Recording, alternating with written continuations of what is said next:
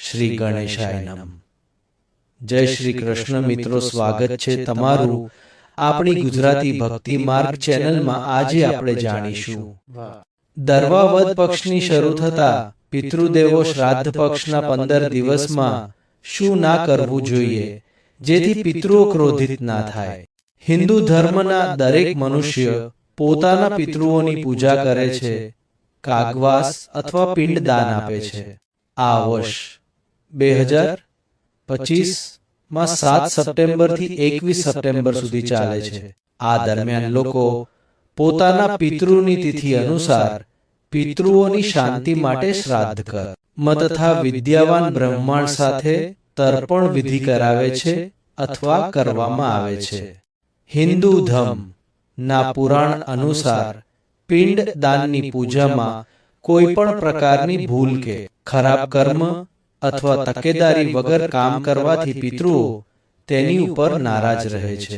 તેથી પિતૃ પૂજન કરતા સમયે આ ખાસ 7 બાબતોનું ધ્યાન રાખવું તે આપણે જાણીશું। તો મિત્રો, વિડિયો શરૂ કરતા પહેલા કોમેન્ટની અંદર ઓમ નમો પિતરાય નમ લખવાનું ભૂલશો નહીં।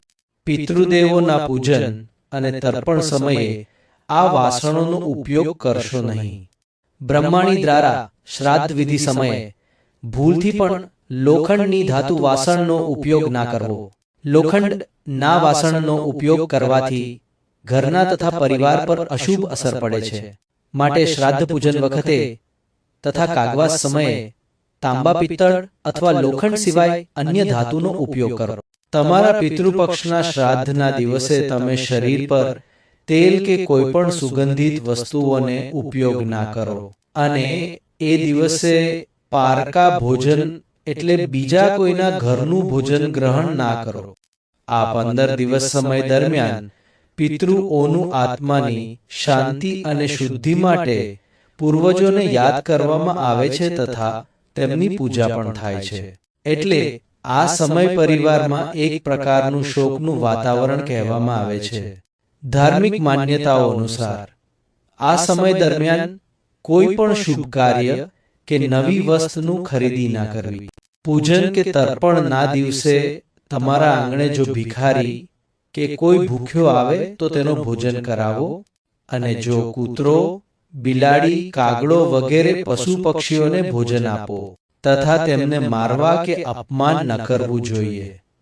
એવું કહેવાય છે કે એ દિવસે પિતૃઓ કોઈ પણ રૂપમાં તમારા આંગણે આવે છે। પૂજન કે તર્પણ દિવસે ઘરના દરેક સભ્યોએ એ ધ્યાન રાખવું કે વાળ કે નખ ન કાપવા જોઈએ। આ સમયમાં વાળ નખ કાપવાથી ધનની હાનિ થાય છે।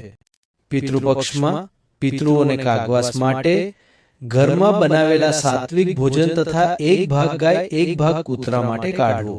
તામસી ગુણવાળી વસ્તુઓને જેમ કે ડુંગળી, લસણની વસ્તુ ના બનાવી। જો મિત્રો તમે પણ તમારા પિતૃઓનું પૂજન કે તર્પણ કરવાના હો તો આ બાબતોનું ખાસ ધ્યાન રાખજો જેથી આપણા પિતૃઓના આશીર્વાદ આપણી ઉપર સદાય બની રહે। અને મિત્રો, તમને જ આ વિડિયો સારો લાગ્યો હોય તો ચોક્કસથી લાઈક કરજો, શેર કરજો અને ચેનલને સબસ્ક્રાઇબ કરવાનું ભૂલશો નહીં અને કોમેન્ટની અંદર ઓમ પિતરાય નમ લખવાનું પણ ભૂલશો નહીં।